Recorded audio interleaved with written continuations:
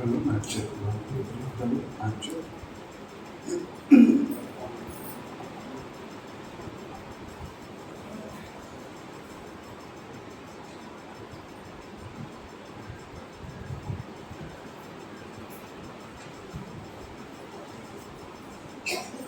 చేరు వచ్చిన మీకు అందరికీ ప్రవేశిస్తున్న నామములో మరొకసారి మాట్లాడుతున్నాను.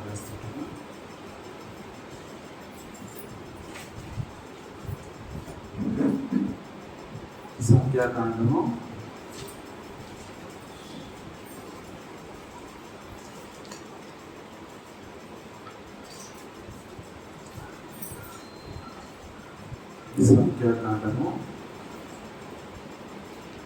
14వ అధ్యాయం.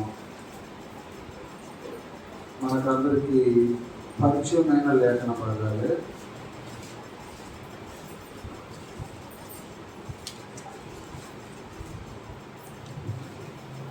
పద్నాలుగో అధ్యాయం 8వ వచనంలో యెహోవా మన యందు ఆనందించిన యెడల ఆ దేశంలో మనల్ని చేర్చి దాన్ని మనకిచ్చును, అది పాలు తేనెలు ప్రవహించు దేశమే. పరిశుద్ధ గ్రంథంలో తండ్రి పొందుపరిచి మనకు అనుగ్రహించిన చరిత్ర యొక్క భావం ఏంటో గ్రంథం తెలియజేస్తుంది. రోమిలకు రాసిన పత్రిక 15వ అధ్యాయం మనకందరికీ తెలిసినట్లు.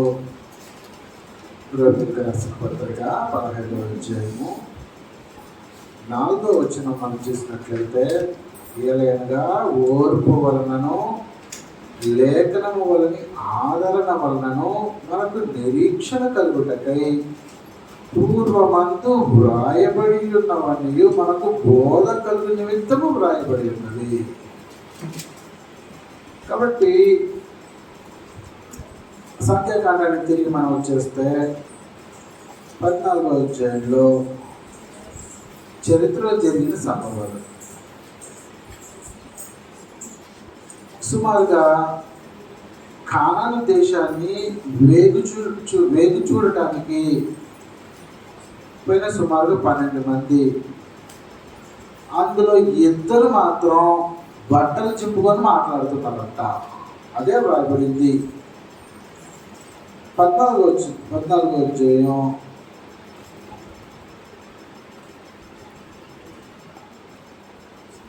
మొదటి నుంచి మనం చూస్తే, అప్పుడు ఆ సర్వ సమాజం ఎలుగెత్తి కేకలు వేసింది. ప్రజలు ఆ రాత్రి ఎలుగెత్తి ఏడ్చిరి, మరియు ఇశ్రాయేలందరూ మోషే అహరోనులపై సనిగిరి.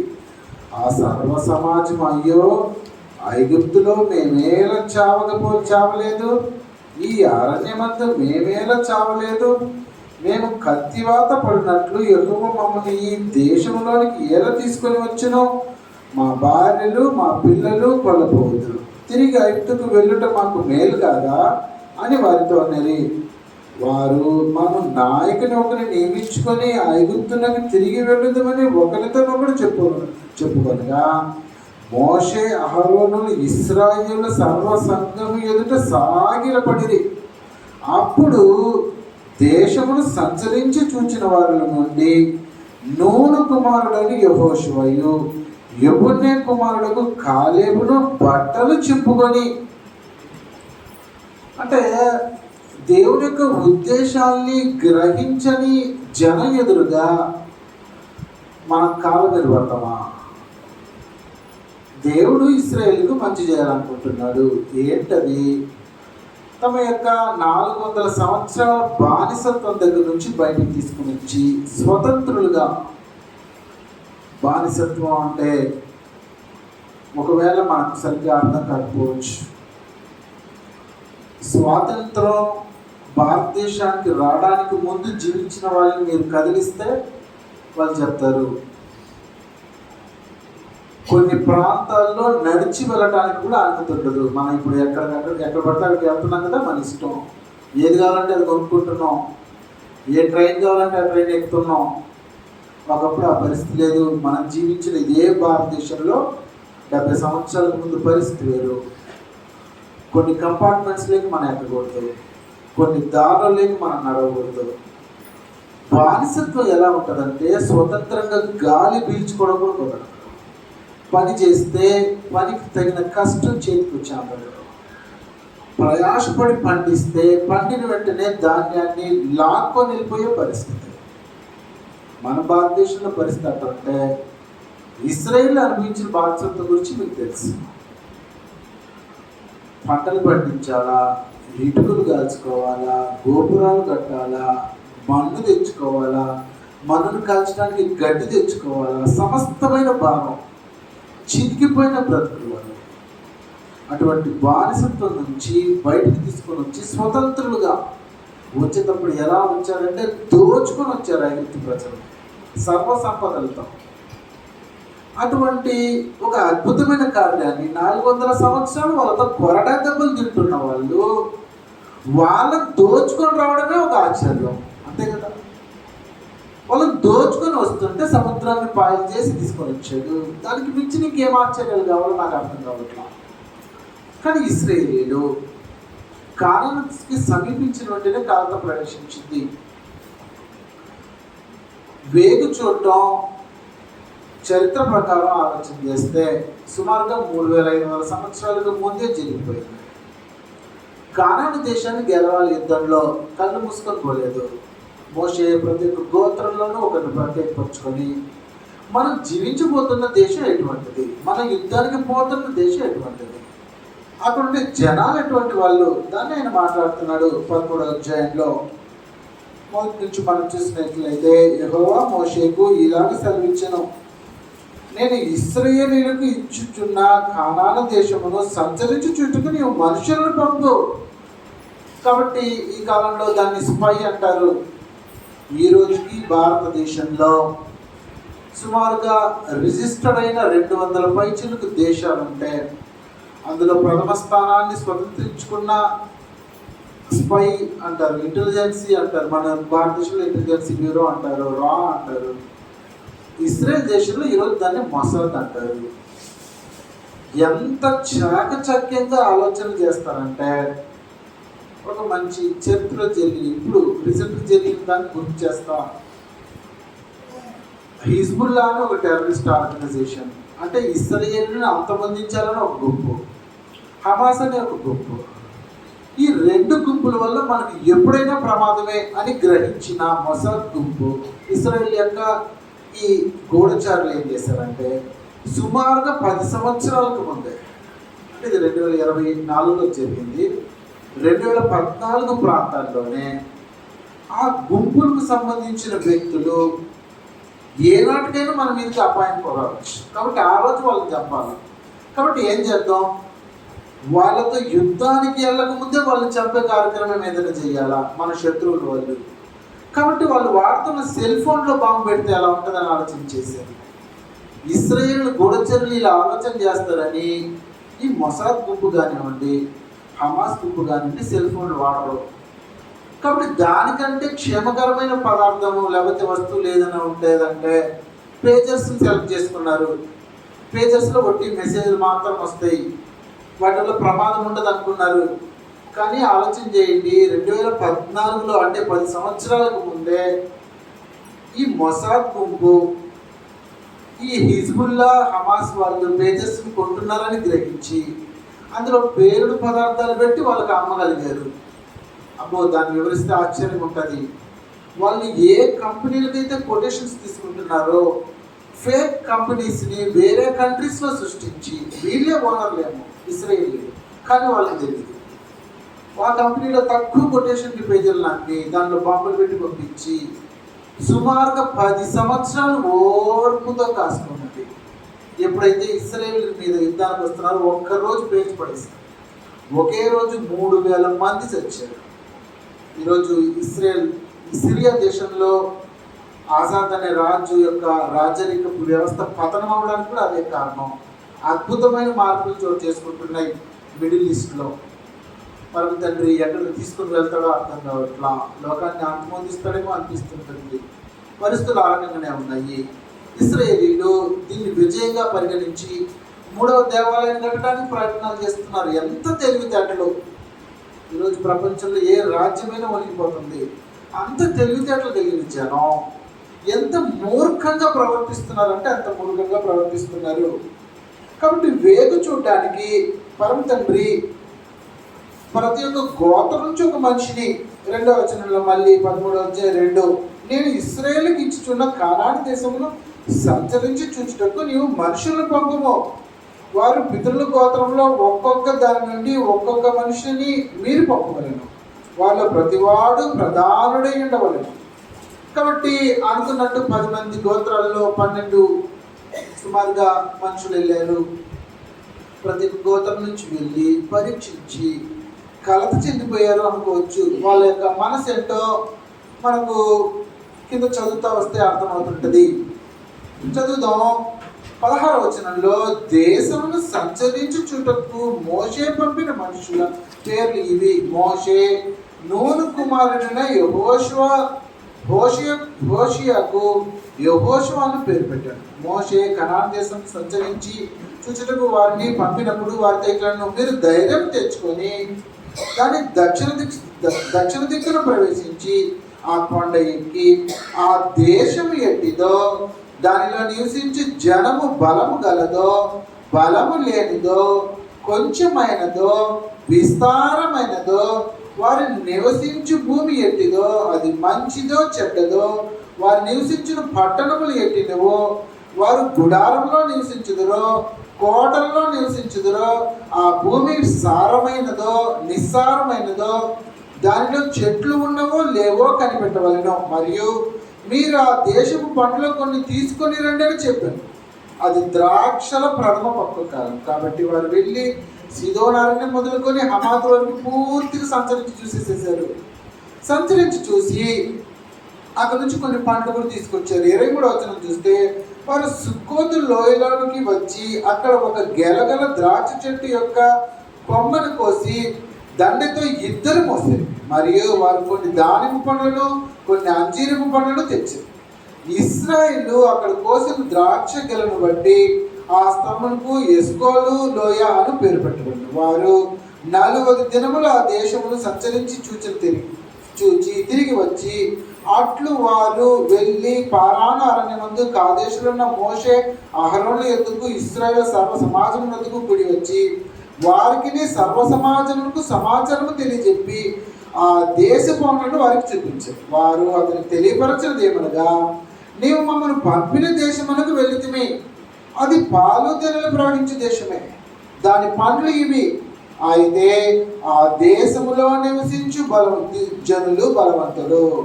వారి పట్టణములు ప్రాకారం కలివి, అవి మిక్కిలి గొప్పవి. మరియు అక్కడ అనాకీలను చూచితిమి. అమాలేకీలు దక్షిణ దేశంలో నివసించుచున్నారు. హిత్తీలు, యెబూసీలు, అమోరీలు కొండ దేశంలో నివసించుచున్నారు. కనానీయులు సముద్ర తీరమున యోర్దాను నది ప్రాంతంలో నివసించుచున్నారు. కాలేబు మోషే ఎదుట జనులను నిమ్మలపరిచి మనము నిశ్చయముగా వెళుదుము, దాన్ని స్వాధీనపరుచుకుంటాము, దాన్ని జయించుటకు మనకు శక్తి చాలను. అయితే అతనితో కూడా పోయిన మనుషులు జనులు మనకంటే బలవంతులు, మనం వారి వీధికి భోజాలమనిరి. మరియు వారు సంచరించి చూచిన దేశం గురించి ఇశ్రాయేలుతో చెడ్డ సమాచారం చెప్పి, మేము సంచరించి చూచిన దేశము తన నివాసులను భక్షించు దేశం, దానిలో మాకు కనబడిన జనులు ఉన్నత దేహులు. అక్కడ నెఫీలు సంబంధులైన అనాకు వంశపు నెఫీలను చూచితిమి. మా దృష్టికి మేము మిడతల వంటి వారమై మా దృష్టికి అట్లే ఉంటుంది అంటున్నారు. కాబట్టి కాలేబు యెహోషువతో వెళ్ళిన మిగిలిన వాళ్ళకి మనుషులు కనానీయులు ఎలా కనిపించారంటే, నెఫీలు ఎలా కనిపించారంటే మిడతల్లాగా ఉన్నాం. మేము మిడతలు లాంటి వాళ్ళు ఎలా యుద్ధంలో గెలవగలం? ఛాన్స్ ఉండదు. కాబట్టి ఆ దేశం మీదకి మనం యుద్ధానికి వెళ్ళలేమో, వాళ్ళు మనం గెలవలేమో అని తప్పుడు సంకేతాలని ఇశ్రాయేల్ జనాలకు తెలియపరిచి నిరుత్సాహపరిచింది. అప్పుడు జరిగిన సంభవాలు మన 14వ వచనం చదివింది.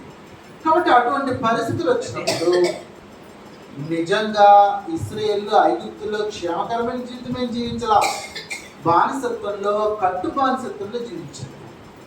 అటువంటి పరిస్థితి నుంచి వచ్చిన వాళ్ళు ప్రాణాలు పోయినా పర్వాలేదు యుద్ధానికి వెళ్ళాలి అని ఆలోచన చేయాలి తప్పితే, దేవుడు రక్షిస్తాడు అని ఆలోచన చేయాలి తప్పితే, సముద్రాన్ని పాయలు చేసిన యెహోవా దేవుడు వీరి నుంచి మమ్మల్ని రక్షిస్తాడు అన్న ఆలోచన రావాలి తప్పితే, వాళ్ళకి ఏం ఆలోచన వచ్చిందంటే వాళ్ళు ఉన్నత దేవుడు, వాళ్ళు మనం ఎదిరించలేమో, వాళ్ళతో మనం యుద్ధం చేయలేము, మన బలం చాలదు. కానీ దేశం మాత్రం పాలు తేనెలు ప్రవహించే దేశమే. ఒక ద్రాక్ష గెల, మనం 1 కిలో ద్రాక్ష కొంటే ఎలా ఉంటుంది, ఒక గెల జస్ట్ ఇలా ఒక ఏళ్ళతో వేసి ఇలా పెట్టేస్తుంటాడు, అలా ఒక గెలను ఇద్దరు మోసారంట. అది పరిస్థితి. అంత సారవంతమైన దేశం. కాబట్టి ఆ దేశానికి స్వతంత్రించుకోవాలి అన్న ఆలోచన కాకుండా ప్రాణం మీద మమకారం, ప్రాణం మీద మమకారం కంటే కూడా దేవుని మీద మమకారం లేకపోవటం, దేవుడి మీద నమ్మకం లేకపోవటం, దాన్నే మనకు కాలేబు యెహోషువ తమ యొక్క మాటల్లో ప్రతిఫలింపజేస్తూ ఉన్నారు. కాబట్టి ఎప్పుడైతే వీళ్ళు తిరిగి పర్వాలేదు మేము బానిసత్వానికి వెళ్ళిపోతాం అని ఆలోచన చేశారో, వెంటనే మోషే అహరోనులు పొరపాటుగా ఆలోచన చేస్తున్న వాళ్ళ పాదాలు ఎదురు సాగిలపడ్డారు. 5వ వచనం మనం మళ్ళీ చదివితే, మోషే అహరోను ఇశ్రాయేలు సర్వసంఘం ఎదుట సాగిలపడిరి. అప్పుడు దేశమును సంచరించుచున్న వారిలో నుండి నూను కుమారుడు యెహోషువయు యెఫున్నె కుమారుడు కాలేబును బట్టలు చింపుకొని, ఇశ్రాయేలు సర్వ సమాజంతో మేము సంచరించి చూచిన దేశము మిక్కిలి మంచి దేశము, యెహోవా మన యందు ఆనందించిన యెడల ఆ దేశంలో మనల్ని చేర్చి దానిని మనకిచ్చును, అది పాలు తెల్లు ప్రవహించు దేశము, మెట్టుకు మీరు యెహోవా మీద తిరగబడకుడి. అది గొడవ. సమస్య ఏంటంటే యెహోవా మీద నమ్మకం లేదు. యెహోవా మన యందు ఆనందింపజేస్తే, మన యందు ఆనందిస్తే, మనం ఆయన్ని ఆనందింపజేస్తే మన శక్తి సామర్థ్యాలకి మించిన కార్యక్రమాలు మనం చేయగలము అనే విశ్వాసం లేని ఇశ్రాయేలీలు మనం ఇక్కడ చూడవచ్చు. ఇశ్రాయేలీలు ఇది మనకు బుద్ధి కలగడానికి రాయబడింది అనేది మనం ఆల్రెడీ చదివాం రోమా 15:4. కాబట్టి భూలోకంలో దేవుని మీద ఆధారపడి జీవించాలి అనడానికి జ్ఞాపకం చేసుకోవడానికి ఇవ్వబడింది. పాలు తేనెలు ప్రవహించే దేశానికి వెళ్ళాలన్న ఆలోచనే మనకు కూడా. ఆనాడు పాలు తేనెలు ప్రవహించే కనాను దేశం, ఈరోజు పరలోక రాజ్యాన్ని పోల్చి గ్రంథం వివరిస్తూ ఉంది. ఈరోజు పరలోకానికి వెళ్ళాలనుకుంటున్న అనేకులకి ఇదే సమస్య. కొన్ని నెలల ముందు ఓ సహోదరుడు వచ్చాడు, అన్న నేను పరలోకానికి వెళ్ళాలి అన్న ప్రశ్న వేశాడు. ఏ ఇబ్బంది లేదు, గ్రంథం పరిచయం చేస్తా, గ్రంథంలో ఉండే సంగతులు నేర్చుకో, గ్రంథంలో ఉండే సంగతులు నేర్చుకొని క్రీస్తు మార్గాన్ని అవగాహన తెచ్చుకో, ఆయన యొక్క నిబంధన యొక్క సూత్రాన్ని నేర్చుకొని నిబంధనలోకి ప్రవేశించు. నువ్వు ఆయన నిబంధన సంబంధిగా మారితే నీకు ఇబ్బంది ఉండదు, పరలోకి వచ్చేస్తుంది అన్నా. వరుసగా 4 క్లాసులు అయిపోయాయి. 5వ పాఠంలో పాపం చేయకుండా మంచి జీవించగలడు అని మాట్లాడా. పాపం చేయకుండా మంచి జీవించగలడా? ఎలా సాధ్యమవుతుంది? ఇది సందేహం మొదలైంది. అలా కాదన్నా, మరి మా ఇంటి చుట్టుపక్కల అలా ఉంది చర్చ్, ఆ చర్చ్ అలా ఉంది, ఈ చర్చ్ ఇలా ఉంది అంటే తన వ్యక్తిగతమైన అనుభవాన్ని నాతో పంచుకోలేడు కదా, భయపడుతున్నాడు. మళ్ళీ అలా ఉన్నారు కదా నా జనులు, నాయన గ్రంథం తెలియకుండా పొరపాటు చేస్తుంటారు. కానీ క్రీస్తు మార్గం అటువంటిది కాదు. మనిషి బుద్ధిపూర్వకంగా చేస్తే పాపక్షమాపణ క్రీస్తు మార్గంలో అనుగ్రహింపబడదు. కృపను దుర్వినియోగపరిస్తే క్రీస్తు మార్గంలో కృప అనుగ్రహింపబడదు. తెలియక చేస్తే అనుగ్రహింపబడుతుంది నాన్న, భయపడద్దు అన్న. కాబట్టి ప్రభు సెలవిచ్చిన మాటలు గుర్తు చేశా, మనం కూడా ఒకసారి గుర్తు చేసుకుందాం. ఇశ్రాయేలీయులు ఏ విషయంలో ఆలోచన పొరపాటు చేశారో అలా మనం కూడా ఆలోచన పొరపాటు చేయకుండా ప్రభువుని యేసు మనకు భరోసా ఇస్తున్నాడు. మత్తయి రాసిన సువార్త 10వ అధ్యాయంలో, మత్తయి రాసిన సువార్త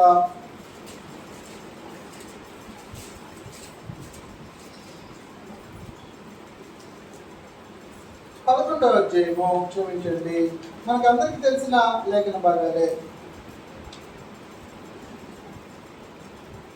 సందర్భం ఏంటంటే యేసుక్రీస్తు సువార్త ప్రకటన చేస్తూ అనేక ప్రాంతాలకు తిరిగి వచ్చిన తర్వాత మాట్లాడుతున్న సందర్భం. అందుకే మీరు 14, 15 చదువుకుంటూ వస్తే 20 చదివితే పిమ్మట ఆయన ఏ ఏ పట్టణంలో విస్తారమైన అద్భుతములు చేసిన ఆ పట్టణంలో వారు మారు మనసు పొందకపోవడం వల్ల వారిని గద్దించి మాట్లాడుతున్నారు.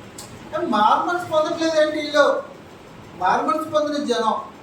కాబట్టి మారు మనసు పొందని జనం గురించి దేనికి భయం, నేనున్నా అంటున్నాడు. అది సంగతి.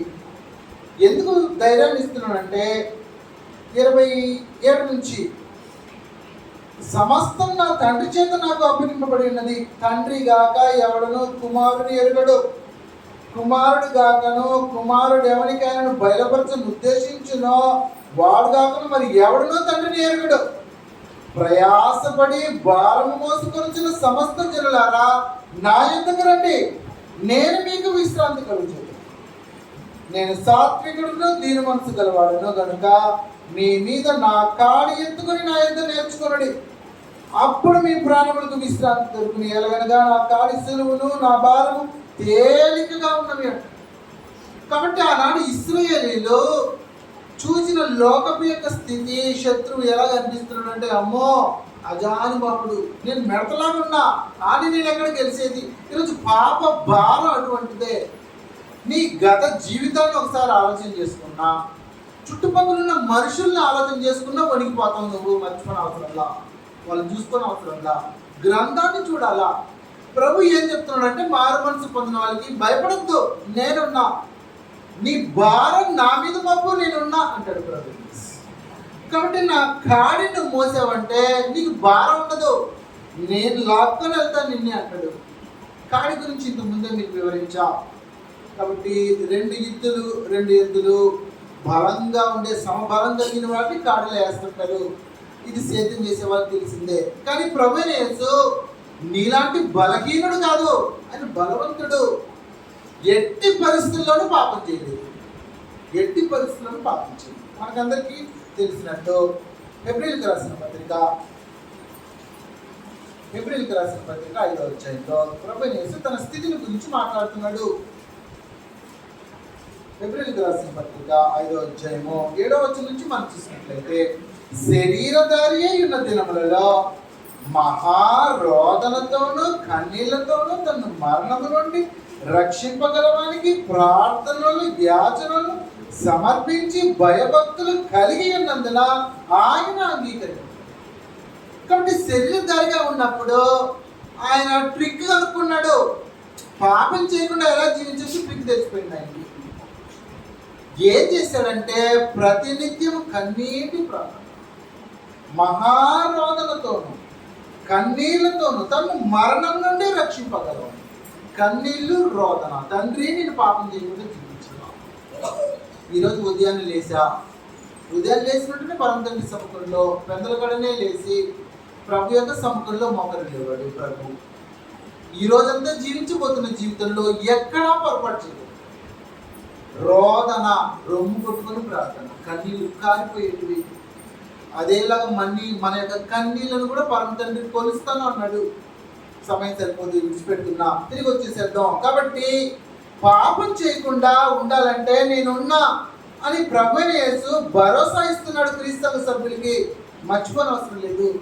ఆనాడు ఇశ్రాయేలీయులు బాహ్యమైన వాటిని చూసి కలత, అమ్మో నేను చేయగలనా, అమ్మో వీళ్ళు నేను గెలవగలనా. అటువంటి పరిస్థితుల్లో బాహ్యమైన వాటిని చూసి దేవుని యొక్క సంకల్పాన్ని గుర్తించకుండా, దేవుడు తమకు సహాయుడు గుర్తించకుండా, ఆయన ఆనందింపజేస్తే ఆయన చూసుకుంటాడు పనులు అనే నమ్మకం లేకుండా, విశ్వాసం లేకుండా దేవుని మీద తిరుగుబాటు చేసేయడం గ్రంథం సాగిస్తాం. కాబట్టి మనం 23వ వచనం చూస్తే 23వ వచనంలో సమతుల్యంగా వివరిస్తున్నాడు. కాగా వారి పితరులకు ప్రమాణపూర్వకంగా నేను ఇచ్చిన దేశమును వారు చూడరు, నన్ను అలక్ష్యము చేసిన వారిలో ఎవ్వరునూ దాన్ని చూడరు. కాబట్టి భూలోకంలో ఉండే వాటిని చూచుకుంటూ నువ్వు ఎవరిని అలక్ష్యం చేస్తున్నావో నువ్వు అర్థం చేసుకోవాలా. సాక్షాత్తు సృష్టికర్తను, నీకు నీ సహాయాన్ని నేను నిన్ను కాపాడుతాను అని నువ్వు నాతో నిబంధన చేసుకో, నేను సంగతులు చూసుకుంటానన్న పరమ తండ్రిని తృణీకరించి తిరుగుబాటు చేసిన వాళ్ళుగా, అలక్ష్యం చేసిన వాళ్ళుగా ఇస్రాయేల్ మనకు కనిపిస్తూ ఉంటారు. 9వ వచనంలో ఆ సంగతులు మనకు 8వ వచనం చదువుతాం. యెహోవా మన యందు ఆనందించిన యెడల ఆ దేశంలో మనల్ని చేర్చి దానిని మనకిచ్చును. అది పాలు తేనెలు ప్రవహించు దేశమే. మెట్టుకు మీరు యెహోవా మీద తిరగబడకుడి. ఏం చేస్తున్నారంటే తిరగబడుతున్నారు. దేవుడు నాకు సాయం ఎలా చేస్తాడండి, నాకొద్దు, నేను తిరిగి ఐదుకి వెళ్ళిపోతా అంటే పాప జీవితానికి వెళ్ళిపోతా అన్న ఆలోచన ఇశ్రాయేలీయులకు రావటం ఆశ్చర్యాన్ని కలిగిస్తుంది. వీళ్ళు యెహోవాను అలక్ష్యం చేస్తున్న జనం. అందుకే అంటున్నాడు ఆయన 32లో, కాగా వారి పితరులకు ప్రమాణపూర్వకంగా నేనిచ్చిన దేశమును వారు చూడనే చూడరు, నన్ను అలక్ష్యము చేసిన వారిలో ఎవరునూ దానిని చూడరు.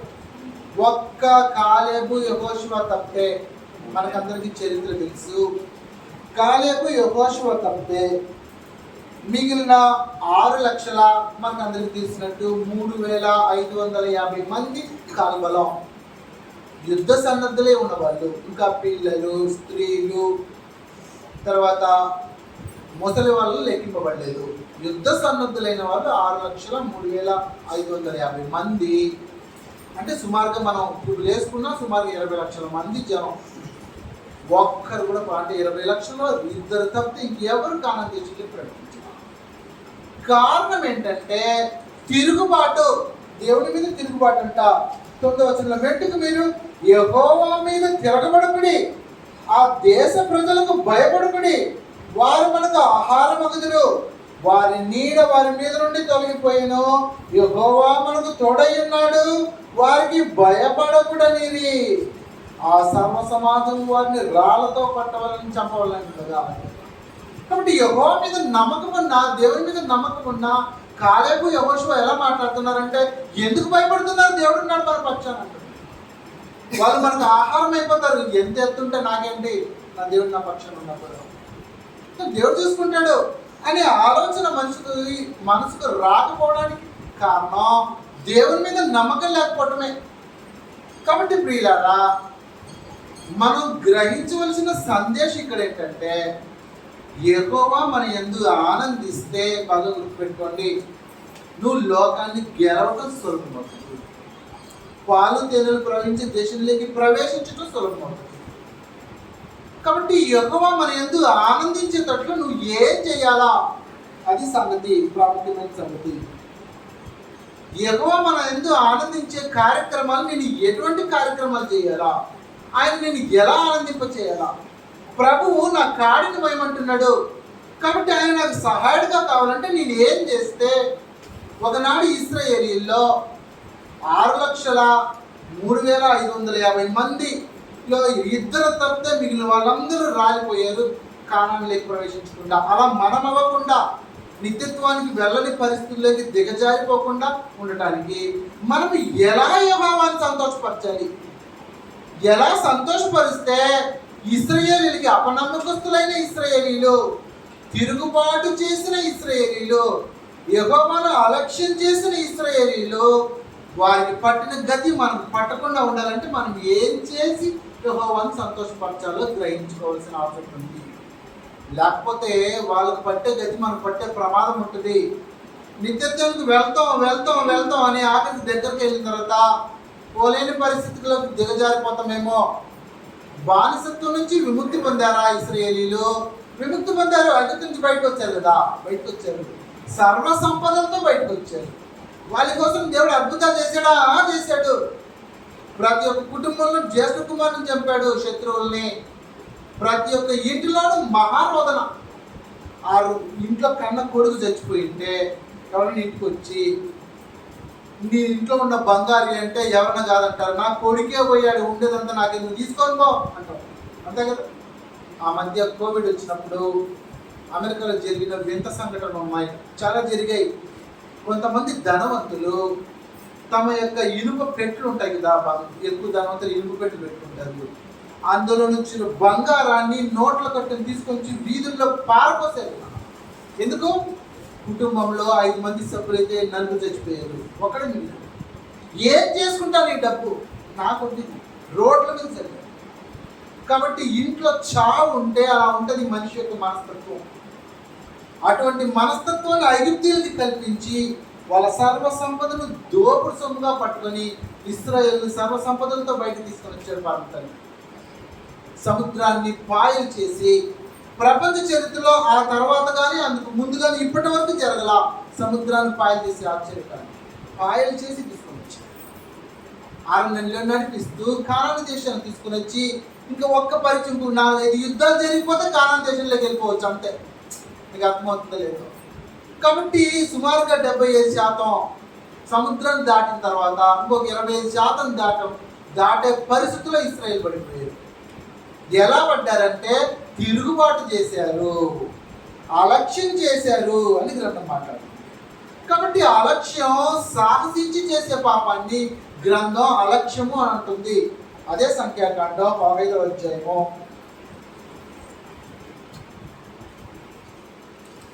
30-31 వచనాల్లో, సంఖ్యాకాండము 15వ అధ్యాయము. అయితే దేశమందు పుట్టినవాడే గాని పరదేశీయే గాని ఎవడైనా సాహసించి పాపము చేసిన ఎడల వాడు యెహోవాను తృణీకరించిన వాడను కనుక అట్టివాడు నిశ్చయముగా జనుల్లో ఉండకుండా కొట్టివేయబడును. వాడు యెహోవా మాటను అలక్ష్యము చేసి ఆయన ఆజ్ఞను మీరినందున నిశ్చయముగా కొట్టివేయబడును. వాని దోష శిక్షకు వాడే కారణుడు. కాబట్టి అలక్ష్యం చేస్తే, దేవునిని నిర్లక్ష్యంగా తృణీకరిస్తే, నువ్వు సాహసించి పాపం చేస్తే నువ్వు జనంలో ఉండకుండా కొట్టివేయబడతావు. సంగతి ఏంటంటే ఇక్కడ సమస్య మెజారిటీ అంటే ఎక్కువ మంది జనం కొట్టివేయబడే సైడ్ ఉన్నారు. 6,03,548 మంది కొట్టివేయబడిన వాళ్ళు, 2 మాత్రం ప్రత్యేకింపబడిన వాళ్ళు. పరిస్థితి చూడండి ఎలా ఉందో. ఈ మిగిలిన జనం అంతా ఎవరి మీద ఒంటి కాలు మీద లేస్తున్నారు? ఈ 2 మీదకి ఒంటి కాలు మీద లేస్తే నిన్ను చంపుతాం రా అన్నట్టు, మేమే పరిశుద్ధం అన్నట్టు. ప్రపంచంలో పరిస్థితి ఆ రకంగానే కనిపిస్తుంటుంది. మీరు కలత చెందవలసిన అవసరం లేదు. కొద్ది మంది అయినంత మాత్రాన కలతన అవసరం లేదు. గిరి దాటకుండా ఎడవ పక్షాన్ని నిలబడితే, ఆయన మీద విశ్వాసంతో నిలబడితే రాలిపోయేది క్రీస్తును కానివ్వండి, యెహోవా దేవుని అలక్ష్యం చేసిన వాళ్ళే అవుతారు తప్పితే క్రీస్తులో నిలబడిన వాళ్ళు తృణీకరింపబడే వాళ్ళు. భయపడిన అవుతారు. కొద్ది సమయం పట్టచ్చు, అంతే, ఇంకేమీ లేదు. కొద్ది సమయం పట్టచ్చు. దేవుని యొక్క ప్రజలకు క్షమాభివృద్ధి వచ్చి చేరడానికి సమయం పట్టచ్చు, అంతే తప్పితే విజయం ఆయన పక్షాన నిలిచిన వాళ్ళదే. కానాను దేశం లేక ఆ తర్వాత 40 సంవత్సరాలు అయిన తర్వాత కూడా మనకు అందరికీ తెలిసినట్టు యెహోషువ కాలేబు తప్పితే వీళ్ళెవరూ ప్రవేశించలేరు. కాబట్టి నువ్వు యెహోవాని అలక్ష్యం చేస్తున్నావేమో పరీక్షించుకో, సాహసించి పాపం చేస్తున్నావో పరీక్షించుకో. మళ్ళీ 30-31 మళ్ళీ చదువుతుందాం. సంఖ్యాకాండము 15. అయితే దేశమందు పుట్టినవాడే గాని పరదేశీయే గాని ఎవడైనా సాహసించి పాపము చేసిన ఎడల వాడు యెహోవాను తృణీకరించిన వాడగును గనుక అటువాడు నిశ్చయముగా జనుల్లో ఉండకుండా కొట్టివేయబడును. వాడు యెహోవా మాటను అలక్ష్యము చేసి ఆయన ఆజ్ఞను మీరినందున నిశ్చయముగా కొట్టివేయబడును. వాని దోష శిక్షకు వాడే కారకుడు. కాబట్టి అలక్ష్యం చేస్తే, దేవుని యొక్క మాటను తృణీకరించి నిర్లక్ష్యం చేసి నా ఇష్టం అంటే పరమ తండ్రి ఆ జనంలో నుంచి మీరు కొట్టివేస్తారు. ఇలా కొట్టివేసిన ఇంకొక సందర్భం చరిత్రలో మనకు కనిపిస్తుంటుంది. సంఖ్యాకాండము 16వ అధ్యాయంలో ఇంకొక అద్భుతమైన చరిత్ర ఘటన ఈ సమయంలో చాలా ఉపయోగకరంగా ఉంటుంది. సంఖ్యాకాండము 16వ అధ్యాయము మనకు అందరికీ తెలిసినట్టే. కోరహు యొక్క తిరుగుబాటు ఆ తర్వాత అధ్యాయంలోనే జరుగుతుంది. కోరహు యొక్క తిరుగుబాటును కూడా ఇదే పదప్రయోగాలు కనిపిస్తుంటాయి మనకు. జాగ్రత్తగా మీరు పరిశీలిస్తే 9వ అధ్యాయం నుంచి 9వ వచనం నుంచి 16వ అధ్యాయం 9వ వచనం నుంచి కోరహు యొక్క చరిత్ర మనకు తెలుసు. సమస్య ఎక్కడ వచ్చిందంటే 9వ వచనం నుంచి మాట్లాడుతుంది. తన మందిర సేవ చేయుటకు 8 నుంచి మరియు మోషే కోరహుతో ఇట్లా, నేను లేవి కుమారులారా వినుడి, తన మందిర సేవ చేయుటకు యెహోవా మిమ్మును తన యొద్దకు చేర్చుకొనుటయు మీరు సమాజం ఎదుట నిలిచి వారు చేయవలసిన సేవ చేయనట్లు ఇశ్రాయేళ్ల దేవుడు ఇశ్రాయేళ్ల సమాజంలో నుండి మిమ్మల్ని వేరుపరచుటయు మీకు అల్పముగా కనబడునా? ఆయన నిన్నను నీతో లేవీయులైన నీ గోత్రపు వారిని అందరినీ చేర్చుకొనను కదా. అయితే మీరు యాజకత్వం కూడా కోరుచున్నారు. ఇందు నిమిత్తము నీ సమస్త సమాజమును యెహోవాకు విరోధముగా పోగై ఉన్నారు. అహరోను ఎవడు, అతనితో విరోధముగా మీరు సనుగనేలా నేను. అప్పుడు మోషే ఏలియాబు కుమారుడైన దాతాను అబీరామును పిలువనంపించెను. అయితే వారు, మేము రాము, అరణ్యములో మమ్మల్ని చంపవలని పాలు తెల్లు ప్రవహించి దేశంలో నుండి మమ్మల్ని తీసుకుని వచ్చుట చాలదన్నట్టు మా మీద ప్రభుత్వం చేయడం నీకు అధికారం కావాలనా అంటున్నారు. అంటే మోషేను అహరోను ధిక్కరించి మాట్లాడుతున్నాడు. యెహోవా పెట్టిన నియమాన్ని విభేదించి ప్రవర్తిస్తున్నారు. లేవి సంతానమే. వీళ్ళు కానాను దేశంలో నుంచి, ఐగుప్తు నుంచి కానాను దేశంలోకి ప్రవేశించేస్తున్నారు.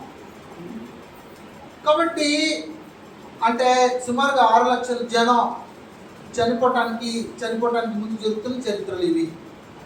కాబట్టి దేవుని యొక్క నియమాన్ని తృణీకరిస్తున్న ఆ లక్షణాలు కనిపిస్తుంటాయి. సాక్షాత్తు దేవుని చేత ప్రత్యేకింపబడిన జనమే. ఇశ్రాయేలులో మరీ ఇంకొక మెట్టు ఎక్కువ లేవీలు అంటే. యెహోవా మందిరంలో సేవ నిమిత్తమే ప్రత్యేకింపబడిన వాళ్ళు.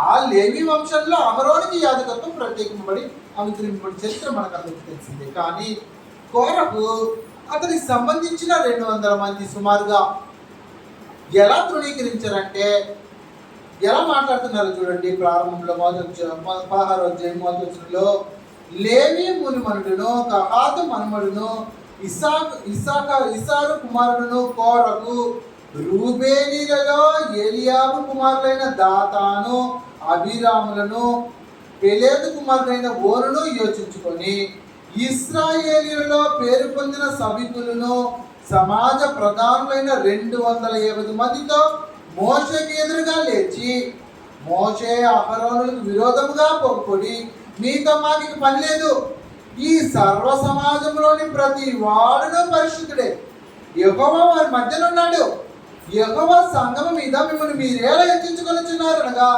మోషే ఆ మాట విని సాగిలపడెను. అటు తర్వాత అతడు కోరహుతోనూ వారి సమాజపు వారితో ఇట్లను, తన వాడెవడో పరిశుద్ధుడెవడో రేపు యెహోవా తెలియజేసి వారిని తన సన్నిధికి రానిచ్చును అని ఛాలెంజ్ చేస్తున్నాడు. కాబట్టి ఈ సంగతి ఏంటంటే, మీరు మాత్రమే పరిశుద్ధులా, మేము పరిశుద్ధులు కాదా? అదొక పెద్ద గొడవ. ఇప్పుడు మరి పాపం చేయకుండా పరిశుద్ధంగా జీవించే వాళ్ళే క్రైస్తవులు అయ్యా అని మొత్తుకుంటే మీదేదో అబద్ధ బోధలాగా ఉందండి బ్రదర్. ఎందుకు బ్రదర్, ఏం డౌట్? చాలా మంది పాపాలు చేస్తూనే ఉన్నారు. వాళ్ళ సంగతి మనకెందుకు, గ్రంథం ఏం చెప్తుందో వినండి అంటే, బ్రదర్ గ్రంథాన్ని పక్కన పెట్టండి బ్రదర్. మా నాన్నగారు ఇలా చెప్పారు, మా పాస్టర్ గారు ఇలా చెప్పారు, మా అయ్యగారు ఇలా చెప్పారు, నీకు చూస్తున్న వాళ్ళందరూ ఇలా ఉన్నారు, మరి సంగతి ఏంటి అంటే, ఇశ్రాయేలీలో గ్రంథాన్ని పట్టించుకోకుండా, దేవుణ్ణి పట్టించుకోకుండా చుట్టూన్న జనాలు చూసి కలత చెందినట్లు కలత చెందే జనం, సాక్షాత్తు క్రీస్తు సంఘాన్ని పేరు పెట్టుకున్న వాళ్ళు కూడా ఉంటారు. క్రీస్తు సంఘాన్ని పేరు పెట్టుకున్న వాళ్ళు ఒక 25% సముద్రం దాటినట్టే. సాక్షాత్తు వాళ్ళు 75% దాటిపోయారు కనాన్ దేశంలో ప్రవేశించలా. వీళ్ళు వాళ్ళకి మించిన వాళ్ళు ఏం కాదు, మర్చిపోయిన అవసరం.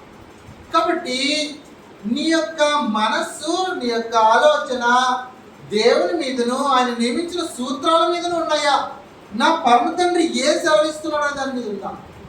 కాబట్టి మోషే ఎంత ధైర్యంగా మాట్లాడుతున్నాడంటే 5వ వచనంలో, తన వాడు ఎవడో పరిశుద్ధుడు ఎవడో రేపు యెహోవా తెలియజేసి వారిని తన సన్నిధికి రానిచ్చును.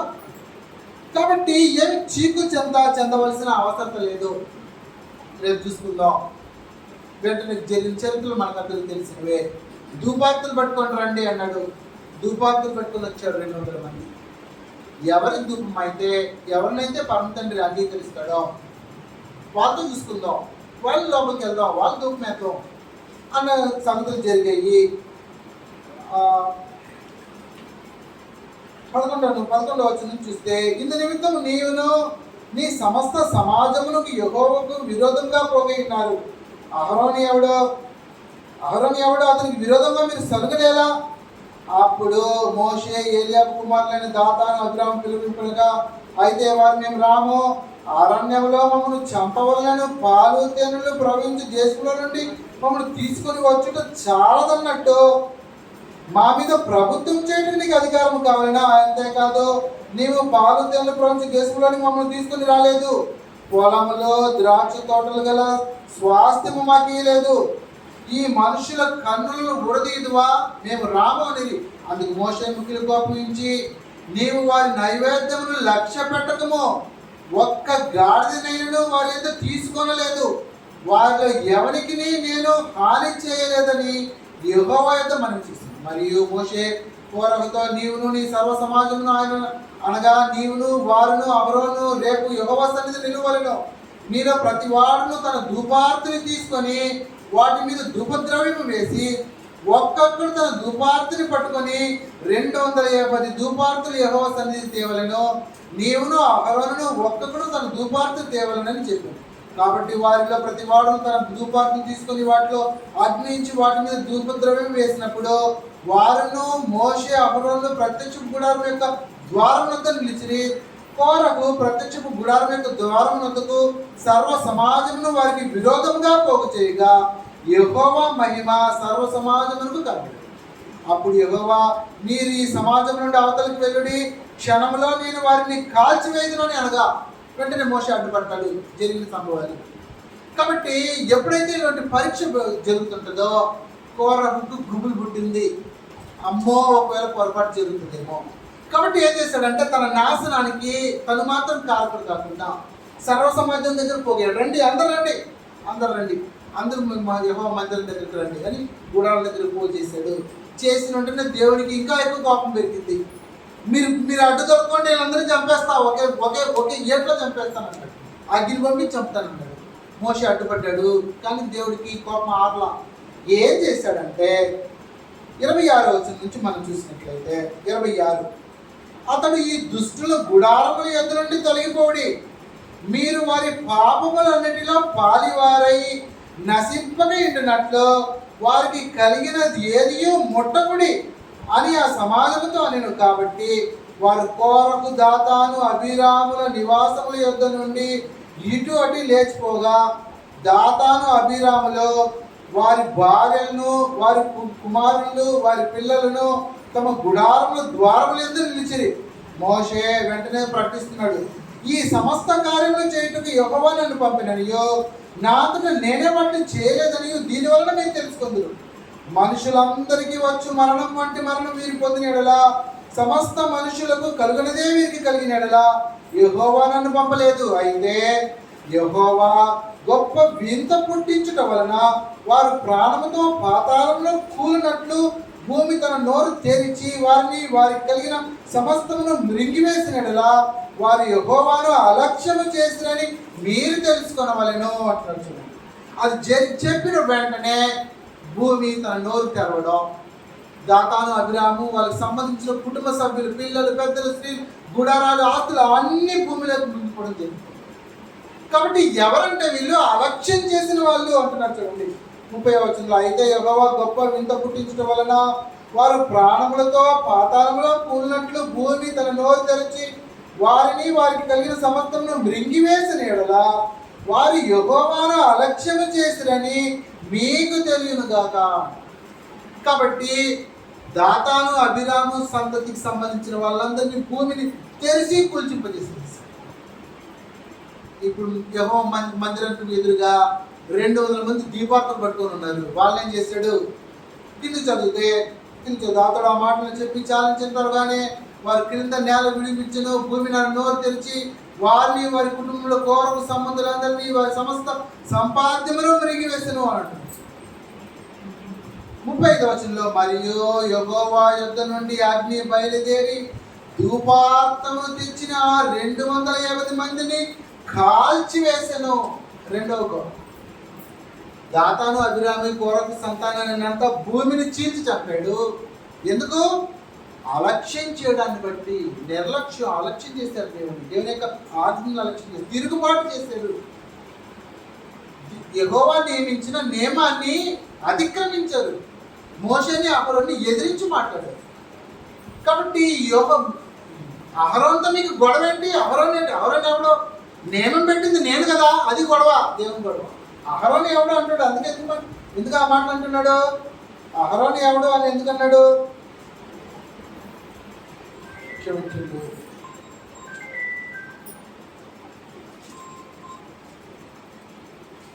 తిరిగి మనం 39వ వచనానికి వచ్చేస్తే 39వ వచనం, అహరోను సంతాన సంబంధి కాని అన్యుడెవడనో యెహోవా సన్నిధిని ధూపం అర్పింప సమీపించి కోరకు వలను అతను సమాజం వలను కాకుండానట్లు ఇశ్రాయేలులకు జ్ఞాపకార్థంగా ఉండుటకై యాజకుడైన ఎలియాజరు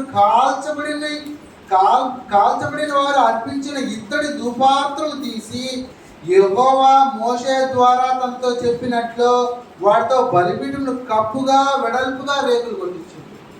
ఇది చేసిన తర్వాత ఇశ్రాయేలు బుద్ధి రావు కదండి. వెంటనే మరుసటి రోజు ఉదయాన్న మళ్ళీ ఒక చిన్న కర్త, మళ్ళీ ఒక చిన్న కర్త 41వ వచనంలో ఆ కర్త ప్రారంభించబడుతుంది. అదే 16వ అధ్యాయం 41వ వచనంలో, మరునాడు ఇశ్రాయేలు సర్వ సమాజము, ముందు రోజు జరిగింది. ఏం జరిగింది? 200 మంది దీపార్తులు పట్టుకున్న వాళ్ళు కాల్చబడ్డారు. ఎలా కాల్చబడ్డారు? ఎవరు అగ్గి ముట్టించారా? ఆకాశం నుంచి నిప్పు దిగింది. వారి యొక్క సంతానం పూర్తిగా భూమి చీల్చి భూమిలోకి పోయారు. ఎలా ఉంటుంది మనకు జరిగితే? వణికిపోము. కానీ చూడండి, మరుసటి రోజు ఏం జరుగుతుంది చూడండి 41వ వచనంలో, మరునాడు ఇశ్రాయేలు సర్వ సమాజము మోషే అహరోనులకు విరోధముగా సనుగుచు మీరు యెహోవా ప్రజలను చంపితిరి. ఇది గొడవ. ఒరే మహానుభావులారా, వారు యెహోవా దేవుడు, యెహోవా ప్రజలు కాదు వాళ్ళు. యెహోవా ప్రజలైతే యెహోవా ఎందుకు చంపుతాడు వాళ్ళని? ఆ గ్రహింపు రావట్లేదు చూడండి వాళ్ళకి. పాపం చేసి యెహోవాని తృణీకరించి యెహోవా మీద తిరుగుబాటు చేసిన వాళ్ళు దేవుని సమాజం కాదు. నా ప్రజల్లో ఉండకుండా వాళ్ళని కొట్టి వేస్తాను అంటున్నాడు. అందుకే ఆయన.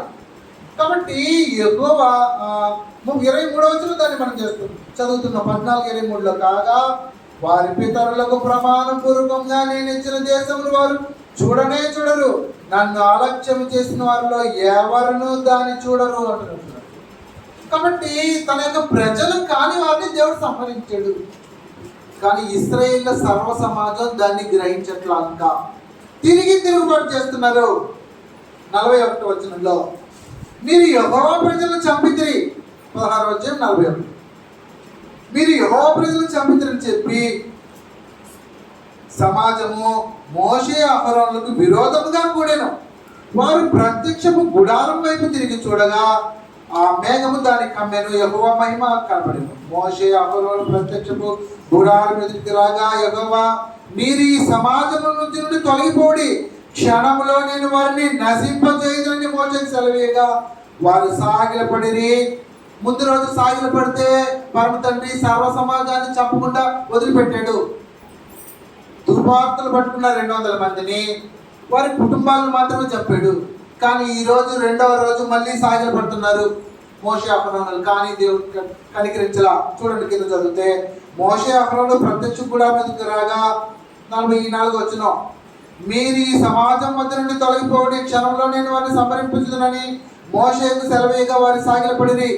అప్పుడు మోషే, నీవు ధూపార్తిని తీసుకొని బలిపీఠము నిప్పుతో నింపి ధూపము వేసి వేగముగా సమాజం వద్దకు వెళ్ళి వారి నిమిత్తము ప్రాయశ్చిత్తము చేయము.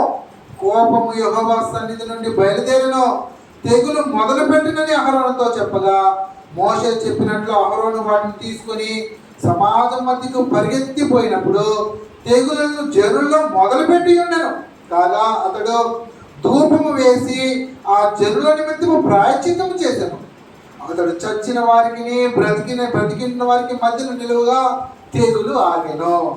కోరకు తిరుగుబాటును బట్టి చనిపోయిన వారు కాక 14,700 మంది ఆ తగులు చేత చచ్చారు. 14,000 మంది, 14,700 మంది అంటే కోరకు, దాతాను వారి కుటుంబ సభ్యులు భూమిలో కూలారు. 200 మంది దీపార్తులు పెట్టుకున్న వాళ్ళు అగ్ని చేత కాల్చబడ్డారు. సుమారుగా 14,700 మంది. ఎంతమంది? 14,700 మంది ఇక్కడ కూడారు అనుకోండి, ఈ స్థలం సరిపోదు మనకు. సుమారుగా ఆ తోటల వరకు కూడుకోవచ్చు జనం. 14,000 మంది అంటే తెగులు పుట్టింది, వెంటనే చంపుకుంటూ వచ్చేసేసారు. కాబట్టి ఏంటి కారణం ఏంటంటే ఒకటే కారణమే, యెహోవాను అలక్ష్యం చేయటము, తిరుగుబాటు చేయటము, యెహోవా పెట్టిన నియమాలకు విరుద్ధంగా ప్రవర్తించడం. నా జనంలో ఉండకుండా మిమ్మల్ని కొట్టేస్తాను జాగ్రత్త అంటాడు. కాబట్టి నీ యొక్క ప్రవర్తన కొట్టివేయబడిన జనంలాగుందా, నిలిచిన ఇద్దరులాగుందా పరీక్షించుకోవాలా. క్లిష్టమైన పరిస్థితి ఏంటంటే గ్రంథంలో నిలబడిన జనం తక్కువగా ఉంటారు, పడిపోయిన జనం ఎక్కువగా ఉంటారు. కాబట్టి దృష్టిని చాలా జాగ్రత్తగా కేంద్రీకరించాలా గ్రంథాన్ని చదువుతున్నప్పుడు. అందుకే ఒక సహోదరుతో మాట్లాడుతున్నప్పుడు, పరిశుద్ధమైన జీవితం గురించి హెచ్చరిస్తున్నప్పుడు, ఆ గ్రంథంలో 3 మంది పాపం చేశారు కదా బ్రదర్ అని అన్నాడు. పాపం చేసిన వాళ్ళందరూ సంహరింపబడ్డారు అనే గ్రహింపు వాళ్ళకి రావట్లేదు. చూడండి, ఇశ్రాయేలు ఎలా పొరపాటు చేశారు. యెహోవా మన పక్షాన ఉంటే, ఆయన మనల్ని ఆనందిస్తే, మనకంటే అజానుబాబులు ఉన్న వాళ్ళు పెద్ద సంగతి కాదు అన్న ఆలోచన వాళ్ళ గ్రహింపుగా రావట్లేదు. ఆ గ్రహింపు రాదనమాట, అది సమస్య. కాబట్టి యెహోవా పక్షాన నువ్వు నిలబడిన వాడు అవుతే చాలా జాగ్రత్తతో నీ యొక్క తిరుగుబాటు ప్రవర్తన ఒకవేళ నీలో నుంచి బయటకు ఉబ్బుకుతుందేమో పరీక్షించుకోవాల్సిన అవసరం ఉంటుంది. నిర్లక్ష్యపు ధోరణి, సాహసించి పాపం చేసే పొరపాటైన ఆలోచనలు ఏమైనా ప్రవేశిస్తున్నాయేమో పరీక్షించుకోవాల్సిన అవసరం ఉంటుంది. అలా అలక్ష్యం చేస్తే నువ్వు నిర్లక్ష్యపరిచి తెగించి పాపానికి మూట కొట్టుకున్నావు అనుకో, చరిత్రలో ఇదిగో ఈ చరిత్రను ఎందుకు జరిగించని తెలుసా? ఇదిగో యుగాంతమందున్న నీకు నాకు బుద్ధి కలగడానికి బిడ్డ. వాళ్ళకి అంత చేసినా, ఎన్నో అద్భుత కార్యాలు చేసినా వాళ్ళు చెప్పకుండా విడిచిపెట్టాలి. కాబట్టి మనకు బుద్ధి కలగడానికి రాయబడ్డాయి అన్నాడు కొరింథీయులకు రాసిన పత్రిక.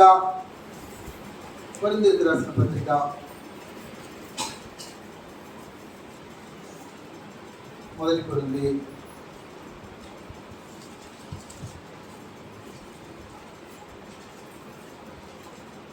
10వ అధ్యాయము మొదటి నుంచి మనకందరికి తెలిసిన లేఖనాలే. సహోదరులారా, ఈ సంగతి మీకు తెలియకుండా నాకు ఇష్టం లేదు. అదేంటంటే, మన పితరులు మేఘముల క్రింద నుండిరి, వారు సముద్రంలో నడిచిపోయేది. అందరూ మోషేను బట్టి మేఘములోను సముద్రంలోను బాప్తిసం పొందిరి. అందరూ ఆత్మ సంబంధమైన ఒకే ఆహారమును భుజించిరి. అందరూ ఆత్మ సంబంధమైన ఒకే పానీయమును పానం చేసిరి. ఏలైనగా తమను వెంబడించిన ఆత్మ సంబంధమైన బండలోనిది త్రాగిరి. ఆ బండ క్రీస్తే. అమ్మో, ఇన్ని కార్యక్రమాలు జరిగాయా? అవును, ఇన్ని కార్యక్రమాలను పాలిభాగస్తులా? అవును, పాలిభాగస్తులే. అయితే అంటున్నట్టు 5వ వచనం, అయితే వారిలో ఎక్కువ మంది ఇద్దరు కాపాడబడ్డారు. ఎక్కువ మంది అంటున్నాడు చూడండి. అయితే వారిలో ఎక్కువ మంది దేవునికి ఇష్టడుగా ఉండకపోయి కనుక, అది గొడవ. దేవునికి ఇష్టడుగా ఉన్నావా? ఆయన మన యందు ఆనందిస్తున్నాడా? అది గొడవ. ఆయన మన యందు ఆనందించకపోతే ఇదిగో ఈ గతే. అయితే వారిలో ఎక్కువ మంది దేవునికి ఇష్టలుగా ఉండకపోయారు కనుక అరణ్యములో సంహరింపబడిరి. వారు ఆశించిన ప్రకారం మనమును చెడ్డవాటిని ఆశింపకుండానట్లు ఈ సంగతులు మనకు దృష్టాంతంగా ఉంచబడ్డాయి. జనులు తిరుటకు త్రాటును కూర్చుండి ఆటకు లేచిని వ్రాపినట్లు వారిలో కొందరు వలె మీరు విగ్రహార్థకులైనప్పుడే, మరియు వారి వలె మనం వ్యభిచరింపగీతము. మరియు వారిలో కొందరు వ్యభిచరించినందువలన ఒక్క దినమునే 23,000 మంది కూలిరి. మనం ప్రభును శోధింపగీతము. వారిలో కొందరు శోధించి సర్పముల చేత నశించిరి. మీరు సనుగుడి. వారిలో కొందరు సనిగి సంహారకుని చేత నశించిరి. ఈ సంగతులు దృష్టాంతరంగా వారి సంభవించి యుగాంతమున మనకు బుద్ధి కలుగుటకై వ్రాయబడెను. తాను నిలుచుచున్నానని తలంచుకొని వాడు పడకుండా జాగ్రత్తగా చూచుకొనవలెను. అది గొడవ. యెహోవా నీ యందు ఆనందిస్తున్నాడా? ఏ అడుగులో అయినా జాగ్రత్తగా పరీక్షించుకోవాలా. నేను నిలబడుకొని ఉన్నా, నాకేం డోకా లేదు, జాగ్రత్త. అడుగులేసేటప్పుడు జాగ్రత్త, ఆలోచనలు జాగ్రత్త. యెహోవా నా ఆలోచనలతో ఏకీభవిస్తున్నాడా? ఆయన చెప్పిందే నేను చేస్తున్నాడా? నా జీవితాన్ని చూసి ఆయన ఆనందపడుతున్నాడా? నాకు ఇబ్బంది లేని పరిస్థితులు ఉన్నాయి. నిర్లక్ష్యం చేస్తే, అలక్ష్యం చేస్తే ఒకనాడు ఇశ్రాయేలీయులకు పట్టిన అదే గతే మనకు కూడా పడుతుంది. కాబట్టి సమయం అయిపోయింది. మన సెకండ్ సెక్షన్ కొనసాగించుకుందాం.